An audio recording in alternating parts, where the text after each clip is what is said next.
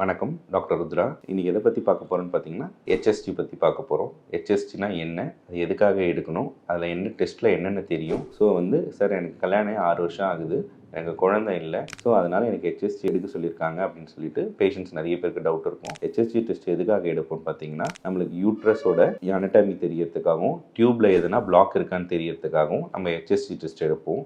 அது எப்படின்னு பார்த்தீங்கன்னா, கான்ட்ராஸ்ட் கொடுத்து அப்புறம் உள்ள கான்ட்ராஸ்ட் இன்ஜெக்ட் பண்ணி அதில் டியூப்பில் எதுனா நம்மளுக்கு பிளாக் இருக்கான்னு பார்க்கறதுக்காக தான் மெயின். சப்போஸ் நம்மளுக்கு டியூப்பில் எதுனா பிளாக்கேஜ் இருந்துச்சுனாலும், இல்லைனா நம்மளுக்கு யூட்ரஸ் பொசிஷனில் எனி ஆர்க்யூட் யூட்ரஸோ அந்த மாதிரி எதுனா நம்மளுக்கு அனட்டாமி வேரியண்ட்டில் எதுனா டிஸ்டர்பன்ஸ் இருந்தாலும் நம்மளுக்கு ஹெச்எஸ்ஜியில் க்ளீனாக தெரியும். நிறைய பேருக்கு எதுக்காக இந்த ஹெச்எஸ்ஜி எடுக்க சொல்லுவாங்கன்னா, இன்ஃபர்டிலிட்டியில் தான் எடுக்க சொல்லுவாங்க.